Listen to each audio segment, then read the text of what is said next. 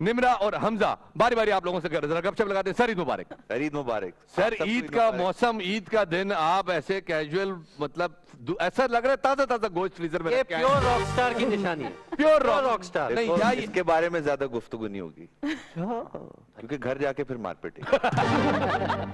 तो सर आपका क्या कंट्रीब्यूशन रहा? आप गोश्त काटने वालों में से थे, संभालने वालों में से थे, या डिस्ट्रीब्यूट करने वालों में से थे? खाने वाला भी जवाब नहीं। मैं नहीं बताऊंगा, मैं नहीं बताऊंगा। तो अच्छा, अगर ये भी नहीं किया तो ईद पे क्या खाया, क्या खोया? खाया यार असल में हम लोग 2 दिन पहले एक नए घर में शिफ्ट हुए हैं, तो हमारी ईद तो इस तरह गुजरी है जैसे खाना बदोशी तो होने वाली थी। एक मौका था हमारी जिंदगी में पहले कि हमें लग रहा था कि हम शायद खाना बदोश हो जाएं, बट अल्लाह का शुक्र है कि हमें रहने की जगह मिल गई, तो आप हम उस घर में शिफ्ट हो रहे थे। क्या बात है, क्या बात है।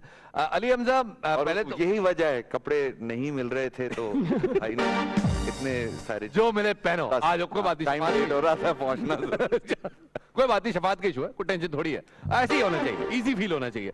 अली हमजा, पहले तो मैं जानना चाहूंगा कि हमारे बहुत सारे नाज़रीन है वो आपको ना इस तरह वो मतलब कोक स्टूडियो के अलावा देख के वो जरा सरप्राइज हो गए होंगे कि यार ये तो बंदा मतलब नॉर्मली भी ऐसे ही दिखता है जैसे, क्योंकि यूजुअली होता है कि आर्टिस्ट कोक स्टूडियो में कुछ और नजर आ रहा होता है, बाहर आके वो मतलब साधारण दिख रहा होता है। तो आप तो वैसे के वैसे ही हैं। मैं तो क्या वजह है?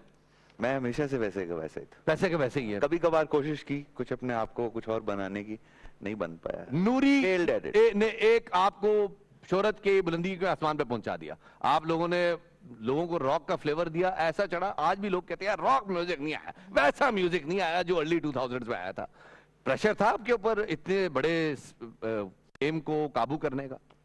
प्रेशर भी था, जिम्मेदारी भी थी। सच्ची बात तो ये, क्योंकि जिस तरह के हम गाने लिखते थे वो बड़े मैसेज ओरिएंटेड थे। हमारी पहली एल्बम का नाम था सुनो कि मैं हूं जवान। दूसरी एल्बम जो थी वो उन्हीं जवान बच्चों के बड़े होने के बाद वो जिस कश्मकश को फील करते हैं, यू नो, तो वो पूरी जर्नी है जिसको हम। हमारे बुढ़ापे के लिए भी कुछ है। मेरे दिल की बात कह दिया।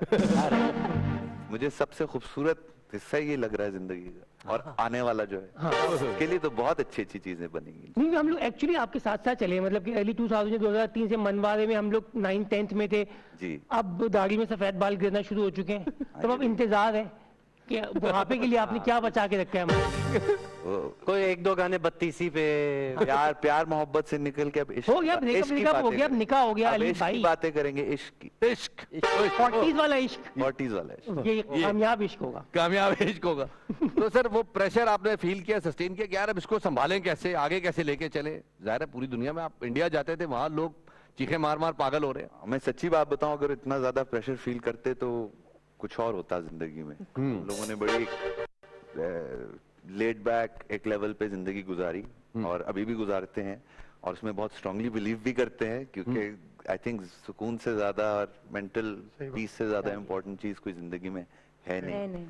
तो लेकिन म्यूजिक बचपन से, क्योंकि फैमिली में भी था, मेरी वालदा एक साज बजाती हैं जो मेरे नाना ने 40-45 साल उस पर मेहनत की, क्लासिकल म्यूजिक का साज है।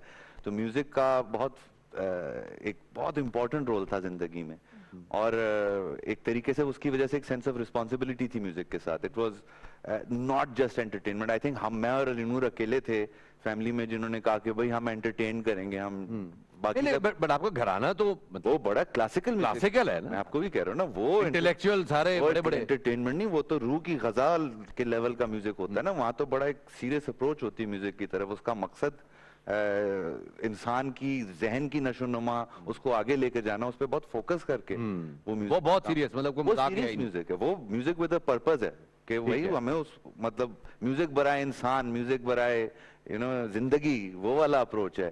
सही। तो हम उसमें पले बड़े, उसके अंदर से फिर हम लोग निकले जो हमने किया।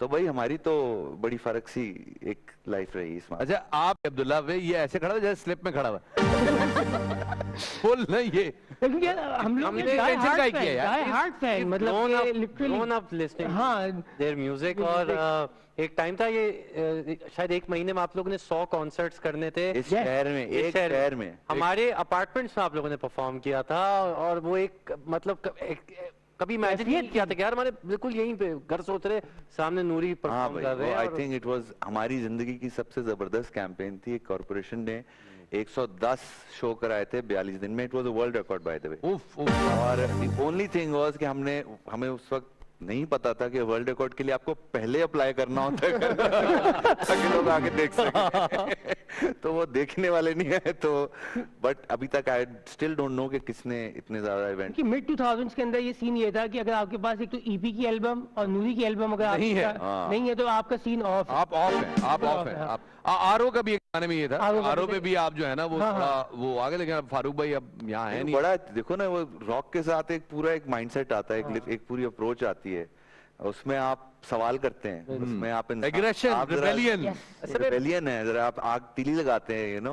बैंड बहुत सारे आते हैं लेकिन नूरी एक मूवमेंट थी, हाँ वो हाँ एक मूवमेंट। True that, हाँ भाई, true that, तो मैं भी उसको रिकग्नाइज करता हूँ। और वो मुझे पता है जैसे ऐसे चलता था जब ईमेल्स आते थे उस जमाने में इतने, और फोरम पे रिस्पॉन्सेज आते थे तो मोस्टली होते थे यार जब हम अपनी जिंदगी के बड़े मुश्किल वक्त में होते हैं तो ये आता था कि भाई हम ये गाना लगा के हमें मोटिवेट करता है, Exactly. हम कुछ बढ़ते हमारी हैं आगे। तकलीफ- अच्छा, वैसे अजीब बात है, एग्जाम इनका की एक गाना था तैयारी, उसका। सबसे ज्यादा ईमेल्स ये आते थे कि भाई हम अपने एग्जाम पढ़ते वक्त, मैंने कहा भाई क्योंकि हमारी आई थी मैं सपलियां। पेपर से वापसी पे ना, जब हाँ। पेपर दे के आता था वापसी पे एक गाना सुनता था, इनके एक एल्बम में गाना था, उसका नाम था कुत्ते। क्योंकि मैंने इतने भंड मारे होते थे पेपर में, तो मैं वो गाना सुन के अपना डिप्रेशन ड्रेन करता था।